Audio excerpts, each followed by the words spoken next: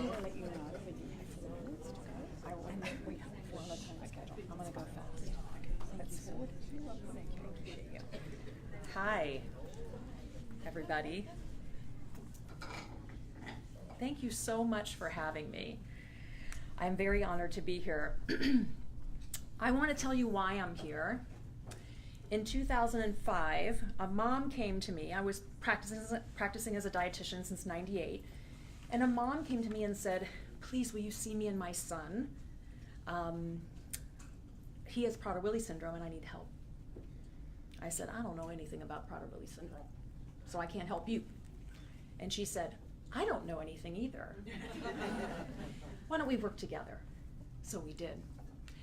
And so 15 years later, I'm sitting in front of you, and I'm very honored to be here. And I've seen hundreds and hundreds of families with Prader-Willi syndrome across the world. And I want to share with you a little bit of what I know, I think, and hopefully leave time for questions, so I'm going to fly. Ooh, what happened? It's flying. It is. I need some tech help. I could do this, but this doesn't look as pretty. Oh, look, okay, well, I'm gonna have to be creative during this. Okay, so we're gonna fly. We're just gonna do this. We're gonna go for it. So objectives: to emphasize that diets offering sources of protein, fat, and nutrient-dense carbohydrates are a good source of nutrition for all ages in Prader-Willi syndrome. I'm gonna share some preliminary data of something that I was involved with that kind of support this fact. Nothing's published yet, but we'll get it out there. And discuss exercise as a crucial component of the nutrition recommendations. Oh, well, here I stand as a dietitian, and I'm here to tell you that nutrition is very confusing. Don't you feel like one time you open up the news and you hear you need to be eating celery, and then the next time you open up the news and they say, no, celery is gonna kill you. You gotta be really careful. So I'm a dietitian. There's doctors in here that work with nutrition and look at it intimately, and it's still very confusing. So as confused as you may feel, we are too. We're doing our best to try to figure it out, and it's much more complicated than we think. What I think is important to do is kind of go through what we're talking about when we talk about carbohydrates. And this may be above, you may know all of this already and be annoyed, but it will just be a second.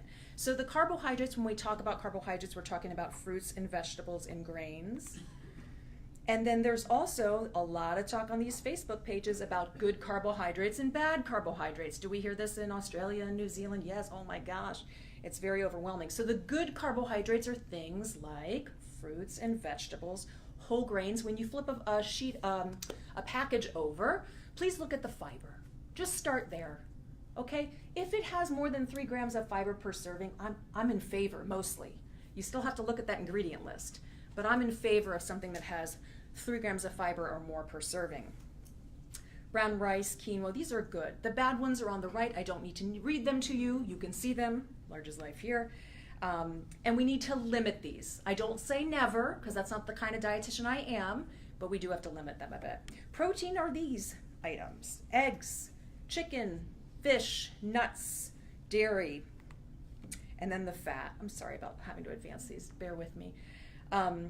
Avocado, oils, and then there's combination foods that we see here. So if you're turning labels over and you're looking about nutrition, you can see protein and fat are in eggs. Yogurt and milk has combinations, nuts and seeds, so they're all working together. So what is optimal nutrition in Prader-Willi syndrome? That's what you want to hear from me. Well, I'll tell you something, friends. This is not nutrition, okay? Please, turn over your food labels and see what they have, okay? It's really, really important that you do that. And all the rage is what? Are you hearing this? Low-carb diets. The ketogenic diet, how many of you have heard of this? Very popular. It's very high in fat. There's a calorie restriction to this, and it really requires experts to monitor for nutrition deficiencies. I am not an expert in the ketogenic diet. Please don't call me. I don't know anything about it and how to monitor it. It's not really what I subscribe to, but it's very popular. And these are the risks. These are the risks. It's difficult, there's dehydration that may be involved, long-term side effects that we need to be really careful about. And that actually, there's reference at the bottom, Epilepsy Foundation. There are dietitians that are working in this. I just don't feel comfortable doing it. There's also the modified Atkins diet, which is a little bit more liberal with carbs, but still extremely, extremely restrictive. Fats are encouraged and there's no restriction on protein, about 10 to 20 grams of carbohydrate per day. Just so you have a reference, one slice of bread is 15 grams of carbohydrate. Modified Atkins diet, again, some ideas here, heavy in meats and chicken, avoiding starchy vegetables. And then there's the challenges again. It's hard to follow a diet all the time, isn't it? Even just a regular, like, I'm gonna follow this 1,800 calorie diet and lose some weight, or kilojoules, okay? The paleo diet too, how many of you have heard of paleo? It's traveled, yes.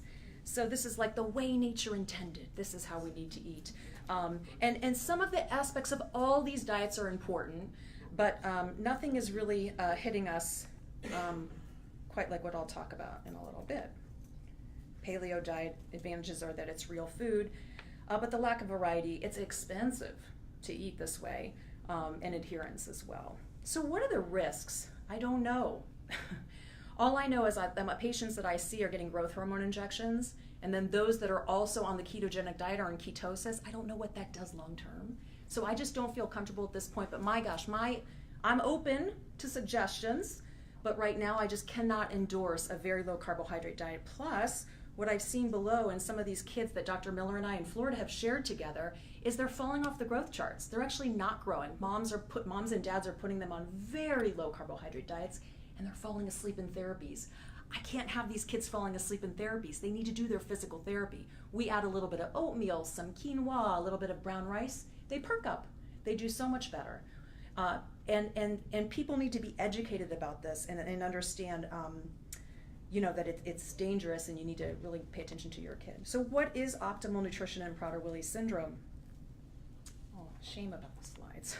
In the United States, we have something called, what do we call this? The My Plate. That's right. We have My Plate, and it's okay. I don't think dietitians are really, we don't love it because we'd like to see where the fat is. And again, nutrition is very complicated, so it's hard to know exactly where everything is situated. But this is better than that food guide pyramid. I was not a fan of that. When I was in Chicago working there, it used to say 6 to 11 servings of grains a day. And I worked in Chicago when Michael Jordan was on the Bulls, and maybe he needed 11 servings of bread a day, but my patients didn't, but they seemed to sometimes think they did. And so a couple years ago, I gave a lecture, and I tried to pull together a PWS plate. I actually like that plate out there. That's pretty good. I don't know if you saw it. It gives an idea of kind of where we're all going towards. And so I tried to make this plate. I'm not the graphic designer, but it kind of gets to the point that really fill up on the fruits and vegetables, which really has not changed. The recommendation for this has not changed. So I had this morning. I tried it. It was mushy, but it was good. It felt very grainy. I thought I should do some research before I come, and how dare I come to Australia and not eat the Weet-Bix? So I did this morning. I did my research. It's very grainy. I think if it's something that's part of your family, I think it can be incorporated. I think it has maybe 3 grams of fiber per serving, if I'm not, maybe even more, maybe 5. So I'm kind of a fan. So what I know is this, everybody, a healthy diet has variety. So I will go to these parties. I don't go out a lot, but I'll go to parties and people will say, what do you do for a living? And I say, I'm a dietitian. And the minute I say that, people are like, oh, I have got to tell you what I have every day for breakfast. Every day. I have a kale smoothie every day with blueberries and flaxseed and chia seeds every day, almond milk. It's great. What do you think of that, Melanie? Like, they want me to, size it up. And I say, I think that's awful. And they look at me in disgust. What? But I'm juicing and I'm chia seeding and I'm doing all this great stuff. And I say, you need to have variety. So please don't come to me and tell me that you eat the same thing every day. That is dangerous. And I don't really know why. I just feel like it is. So this is one of the most important things I'm going to tell you today about variety. It's not only your food, it's the products you buy. I don't have any research to show this, but I just think we best rotate our food products. So if you buy eggs at one store one day, one week, maybe try another day, another week at another store, buy a different eggs. I don't know why. All I know is there's all these times I hear, oh, this has this outbreak, or we're having some problems in the United States with this stuff, but we're having this outbreak, or this food is not safe. So why not rotate? Why not just, what's the harm in doing that? And also, don't have that smoothie every morning, please. So here's where I'm landing. The slide's not going to come up, but how many of you have heard of the Mediterranean type style of diet of living? Yes. So it is very much kind of like that plate, fruits and vegetables, meat and chicken, fish, not a lot of sweets, and these headlines that are coming through every single day. I look it up every day. And the Mediterranean diet may cut stroke, may blah blah, may, benefits even in old age. Switching to the diet can boost your health. It keeps its place at the top. And so people are starting to call me and question about this and wanting to understand this lifestyle. And it's really delicious eating this way. Let's be honest. It is delicious. So it's really not suffering. This low-fat craze is over. Do we all know that? It's over. Say goodbye to the low-fat stuff, okay? Let's eat real food with protein and fat. Let's give our kids diagnosed with Prader-Willi syndrome some fat. So Latham Centers in Massachusetts called me. This is a long-term care facility, residential and independent living for children and adults with PWS. And they said, can you please come up here and change our menus? I said, okay. So in the back of my mind is this study. It always kind of lands with me, and Dr. Miller and I talk about it a lot because we work so much with the kids, but what it says is that the diet should be about 45% carbs, maybe 40 to 45% carbs, 25% protein, and 30% fat. And look at all that fiber. Can you see this? Okay, good. And certainly calorie controlled. I am not here to say you just need to feed everybody 2,500 calories. That's not where I'm going. We still have to calorie control, but the content, the nutrient density of the food offering is going to be so much more satisfying. So I kept this in the back of my mind, and I went up there, and this is what I found. Oh, I found a lot of low-fat stuff. And they knew it. They said, Melanie, we got to be honest, we have a problem. So I looked at all their menus. They were having salad at every lunch and dinner, raw salad. Oh, I mean, I don't even want to eat raw salad every day at all. I don't think anybody does either. We have to feed better, more nutrient dense. There was little fiber variety. So I sat with the chef called, his name is Paul Donahue. I think he's so invested in what he's doing up there with these families. And we created, he mostly, I give him all this credit, created these beautiful menus for the residents that were higher in fat. Instead of raw salad, we roasted some vegetables. It's so good. These roasted vegetables, it's a different type of fiber. It breaks it down a little bit, so there's not as much work that a gut needs to do to break these vegetables down. And different kinds of fiber. Beans, vegetables, whole wheat, lentils, those kinds of things we incorporated into the diet. This is what we found.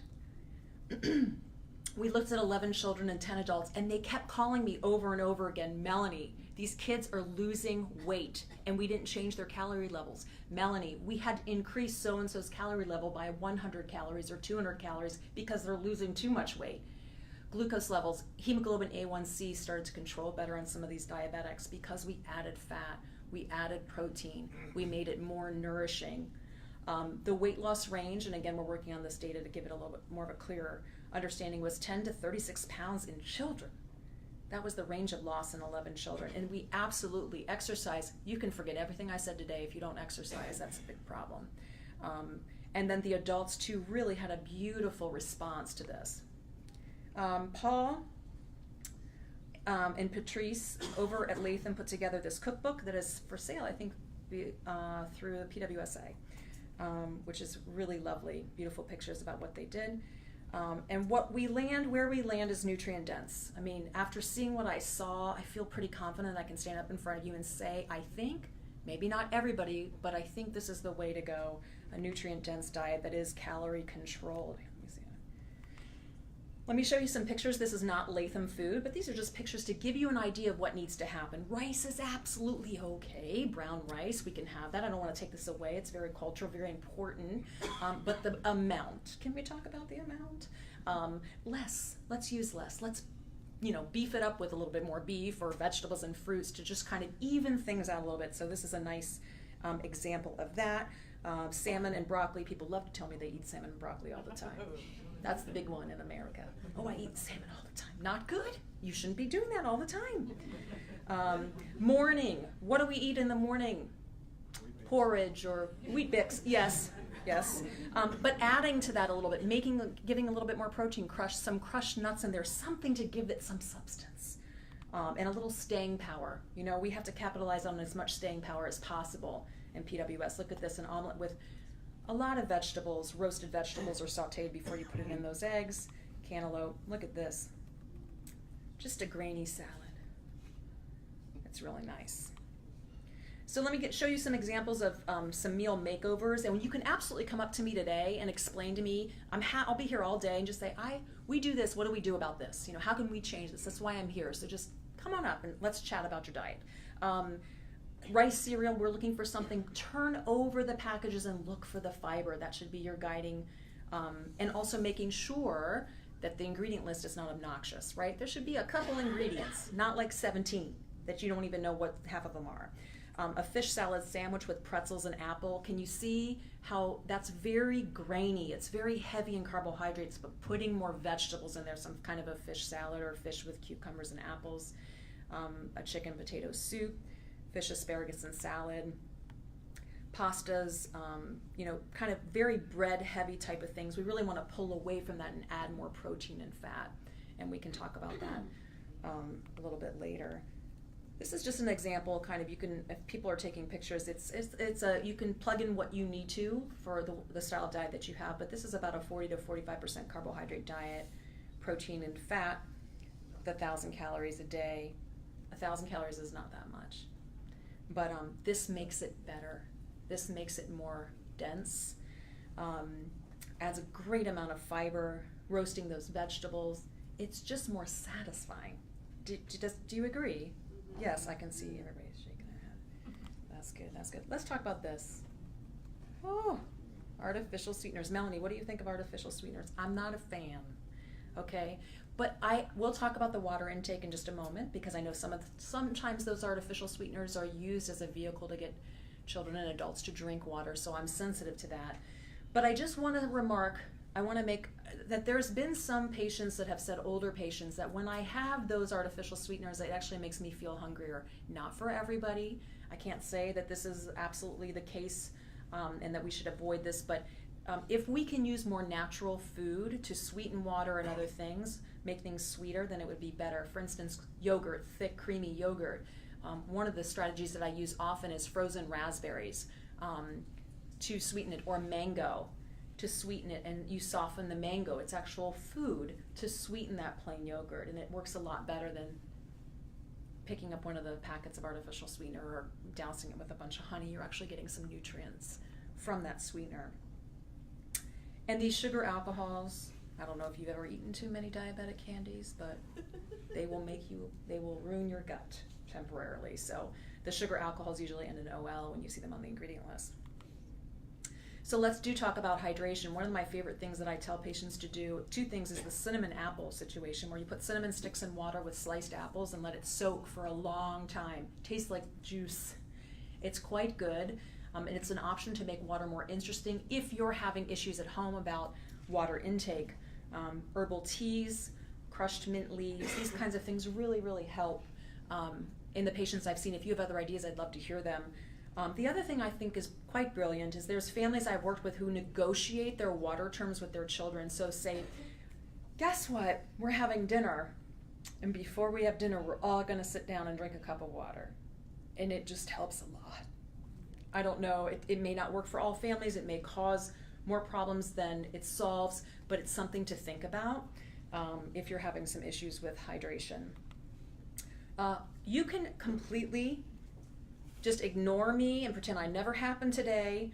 I cannot begin, and not listen to anything I said, but listen to this slide. I cannot begin to tell you how important exercise is. And I'm not saying you have to put your kids on the treadmill for 90 minutes a day. There are so many families I've seen that I look at their food record and I look at their exercise and I say, I'm changing nothing. I don't like to take food away from anybody. I would rather try to look at the exercise component. So I'm talking about 10-minute walk. I'm talking about 5 minutes of dancing. I'm talking about something to see if we can control the weight a little bit with a little bit of added exercise if possible. I had women, I was at the Las Vegas conference a couple weeks ago. I had a young lady who's in a wheelchair with many, many back surgeries. And she said, what can I do? And I said, well, are you allowed to raise your arms?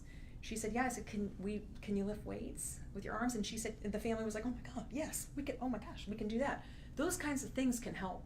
It's little things. I don't want you to become discouraged like, oh, Melanie's gonna say 5 days a week for 80 minutes. No, something little and see how that goes before you start cutting food and doing all this crazy stuff. So exercise is crucial. I cannot sit down without talking to you about how to feed. I'm working for actually telemedicine, telehealth company, which was interesting that we were just talking about that earlier today. And I've had to throw away pretty much all of my private practice, which was picky eaters, food allergies, poor weight gain, but I've kept PWS. And 80% of what I do is how to feed. It's the behavior around feeding. And so this is something you do many, many, many times a day, and you have to set structure for it. It's very important for everybody to have structure. And so eating together as much as possible, setting limits and structure, following through, eating a similar diet, not putting a salad in front of the child with PWS and then you're all eating pizza. It's just not nice. No technology while eating. I was on the plane here and I watched a father force feeding his kid for 14 hours. And I wanted to hand the business card over so badly, but I did not. I pulled it together. I put my eye shades on or whatever I had. But it's, he had the technology in front of him, and it was just such an assault of this kid's physiology. Do you know what I mean? This kid had hunger and satiety cues, but it's an assault when you force feed your kids because they need, when they turn their heads away, and in toddlerhood, in PWS, when they're turning their heads away, respect that. They're done. They're done. Locking cabinets and refrigerators to prevent access. This is this is something that people get very afraid of. And we need to embrace this because the people that were very afraid and then did lock, they often feel relieved. And they often report to me, I was so scared and it was so awful, but it's actually worked out great. It's just not that big of a deal. Now, not everybody feels like that, but I just want you to know, we know that this is hard, but it also is life-saving. These are just websites that I frequently use. And the cool thing about the reason I'm putting up kind of American type-ish websites is because if you type in Mediterranean diet style, you're going to find some pretty cool recipes that you can probably incorporate into your life. Smitten Kitchen is a sassy lady out of New York City who has some really, really good food out of there. The New York Times actually has a really great food section as well. Before I close, because I'd like to have some time for questions, and I'm also going to I have another half-hour kind of open forum today that I would be happy to answer any questions there. I just want to shift gears because, I'm sitting here talking to you about the Mediterranean diet, but there's things coming up. There's things bubbling up. And one of the things that, in the 1990s, there was this blood type diet that came out when I was starting to be a dietitian, and I was like, that is just ludicrous. What blood type diet? It's just ridiculous. And now I think that there may be something to this kind of personalized nutrition. And that's what this is. So, this group over here actually may do better, aside from PWS, with maybe a lower fat diet. This group maybe over here may do better with a higher fat diet, or maybe a little bit higher protein or lower fat. So let's just have our eyes, let's agree in this room, and anybody watching, to have their eyes and ears open about things may shift or change and become more personalized. And that's exciting. That's exciting for our families and our kids as well. So be on the lookout for that. And the other thing I want to talk about quickly is the gut. Oh, there's a lot of information coming out about the gut. It's very complex, as nutrition is, with all these microorganisms living inside of us, and they all are different. These are some of the names you may see: gut flora, the microbiota, gastrointestinal microbiome. Be aware, because what you're putting through your gut is affecting your brain, your attitude, your health, and also our kids. With PWS we need to be aware of that too. I think there may be a study out of Canada that's looking at gut microflora. And so what they're finding is when we're looking at gut bacteria, there may be too little in certain diseases of certain kinds of bacteria. And so there may be possible links. You know, those people that are trying to lose weight, that have tried and tried and tried and tried, maybe their gut flora is not calibrated right. Maybe they need to be eating a certain type of food to try to help their metabolism. I don't know. This kind of sounds pie in the sky, and I realize that. I just want you to be aware of what's going on with gut health and maybe try for yourselves and your family to improve yours. And so there's two words here that I want to bring up. Have you heard of prebiotics and probiotics? The prebiotics are the non-digestible parts that kind of layer the gut. These are bananas, onions, garlics. A lot of us use these in our cooking. Skin of apples, beans, and lentils. It travels through the small intestine, undigested, and is fermented. And it kind of lays a layer for your gut when they then receive probiotics. These are live bacteria that are naturally created in the process of fermentation. These foods are good for you. These foods can be incorporated into everybody's gut. They're higher in fiber. This is no different than what I've been saying. Low in sugar, yogurt, kefir, kimchi. These things are extremely healthy for you and your family. And so layering your gut with those is helpful. And look at the bottom. Oh my gosh. You would think I'm an exercise physiologist. I am not. But I just can't explain to you how important the exercise is, because I've seen amazing things happen with just 10 or 15 minutes or some kind of change. And again, I'd so rather change movement of the body than saying we're cutting a piece of whatever out of the diet. So to summarize, I'm doing pretty well. I'm doing pretty well. Mediterranean type diet is what I'm standing up here and telling you. Let's balance a nutrient-dense carbohydrate, protein, and fat. Use fresh foods, visit farmers markets, shop the perimeter of the store. I went to, is it Woolworths? Is that the grocery? It's just like, okay, the perimeter of the store is like, it's the fresh stuff, the dairy, the meat. The center of the store is like fluff, okay? I don't know what's in there. It looks good, but probably not good. Maybe the nuts are in there, and the beans, and the brown rice. But please, be really cautious. Shop at the perimeter of the stores. Go to the fresh food sections to give to your family. Read food labels closely. Remember that slide I put up with that stuff I don't even know how to pronounce? Don't buy that stuff. Go home and look and clean your cabinets out and go find stuff that has a little bit more of a pure ingredient list. Artificial sweeteners, no juice or soda. Please structure your meals. No television or devices. Please have a serious discussion with your providers and your family about locking cabinets and refrigerators. And following the growth charts is really important. I'm very reactive, so let's go into your pediatrician and let's have a weight check. Let's see how the baby's doing. Let's not go crazy. Let's not lose sleep. Let's just take this day by day, and we can talk about this a little bit more later. Stay informed about nutrigenomics and gut health. And the last thing I want to do before I finish with you is I just want to acknowledge something. I signed up to be a nutritionist years ago. I wanted to be one. I know you didn't, but now you are.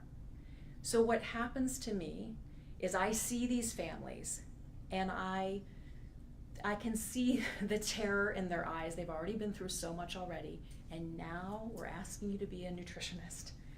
And some of you have very complicated situations with food, personal, maybe you have had eating disorders, or you have a sister or a brother or something, mother with some really complicated father, issues with food. I just want to say I see you, and I understand, but I also want to say something, that every single person, every single parent should be sitting in here listening to this. This is not abnormal information I'm giving you. This is not kind of specialized. You are going to be a cut above the rest following a diet like this. Everybody should have this mandatory instruction before they have a baby on how to feed their children. So I want you to come out of here feeling empowered and feeling like, I don't have a choice, but this is what I have to do. This is just what I have to do. So I just want to say that to you. I understand. And if you're working with a dietitian or a nutritionist that doesn't know what they're doing, fire them. Or tell them to call me so that I can teach them a thing or two, okay? Because there's a lot of them that are trying, but they're kind of missing the mark a little bit. I will end there. Yeah.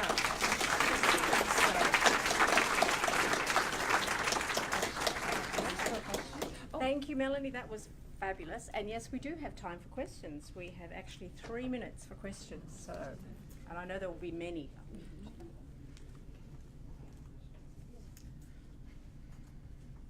Hi, thanks, that was great. I'm a parent of a young child with Prader-Willi, and I just appreciate some comment on like meal schedules. How structured versus allowing a bit of flexibility would you recommend? This is prior to any issues around food seeking or right. yeah, appetite. I am a structure lady, and I'm just warning you, as time goes on, it's best to try to remain in structure for everybody, but I do understand there's activities, there's things that goes on, there's therapies, and there may be, you know, I'm not a fan of driving in a car and eating, but snack time may fall during that time. As much as you can, I like to separate meals and snacks by at least 2.5 hours, so it would be breakfast, snack, lunch, snack, dinner, bed. That's just how I feel. When the kids get older, one of the things that we've done is we post menus and we post rules. Again, it depends on the family. I don't want to, you know, slather this whole, like, you got to do this. But posting the menus and rules makes them feel like secure in what's happening. But then, you know, understanding there's going to be change. So I am kind of a fan. Does that answer it? Okay, great. Hi, Melanie. So a lot of what you said makes sense. I worry about too much fiber in the diet, so I don't know if you saw my talk yesterday. We recently had 2 adults at our residential facility that had GI problems and needed surgery. One with gastric necrosis and one with volvulus. Right. And they both had undigested food in their gut. The one with volvulus was all the way backed up to the stomach and swollen. And so I've been in Gainesville for 30 years and taking care of the I know who you persons, persons are. with Prader-Willi. And so This recently we switched to a Mediterranean diet Okay. at Jen Miller's recommendation. And then we had these 2 patients that had been on the high fiber diet and got into GI problems. Right. And as you know, they have slow gastric emptying and GI movement is slower. So I just worry if we do too much. Yeah. And in 30 years we hadn't had any problems with GI, and then we switched to the Mediterranean diet and we have had 2. Yeah. So, you know, I talked to Jen about this, and also my clinical and scientific advisory board, we just met in Munich. And everybody on the clinical and scientific advisory board for international thought we really shouldn't be pushing too high a fiber diet, too high a roughage diet. And so I like your idea with vegetables, cooking them a bit. I mean, I think for most of us in the room, that diet is great. But for an individual with Prader-Willi that has trouble with gastric emptying already, particularly if they're in phase 3, it's not going to help them with the satiety. Yeah. So, you know, so anyway, I talked to Jen about it, and she agreed with the adults that we maybe shouldn't be pushing too much fiber, too much roughage, and the raw salads and the apple skin and things that can't be digested. Right. So there's got to be a balance, Yeah. and I think there's going to be individuals, but I think there are going to be some individuals that will get into trouble with too high fiber, too high things that can't be digested. I think, thank you for that. Nice, I don't think we ever met in person. It's nice to meet you. I'm not sure, but thank you. That's a really good thought. I think for Latham, I can only speak for them at this time. I've actually asked them if they've had any gut issues because I was worried about them. They haven't reported any yet. Hopefully never. But I think, you know, changing the fiber, they were having salads, right, lunch and dinner, raw salad, and so we thought to roast the vegetables, saute the vegetables, it would break it down a little bit and be a little bit easier. So I think we do have to be careful, and I think we have to watch people that have maybe had previous issues with their gut to monitor that. I don't know what the number is though. You know, I don't know what the fiber number is. We got to figure that out, right? I just know. Studies, you know, have gastric emptying studies before. Oh, yeah. I just think, you know, I wish I had a better answer for it. I think that we can't ignore that, but I also think having a low-fat diet with a lot of roughage in it wasn't as satisfying as a Mediterranean type, so it's a balance. I agree. Yeah, so let's keep in touch on that and make sure we try to find Thank So you. kinda coming Well, around. we are going to have another session with Melanie this afternoon for parents and children, so we'll move on for here. Okay. But I think the bottom line is too much of anything, and increasing the fat, we work on about 25 to 30% fat in the diet, but it's good fat. Remember, it's got to be good, healthy fat, not unhealthy fat. And the same with the fibre. Obviously not too much of anything, but as you said, variety. So thank you so much. Sure, sure. Okay. Thank you.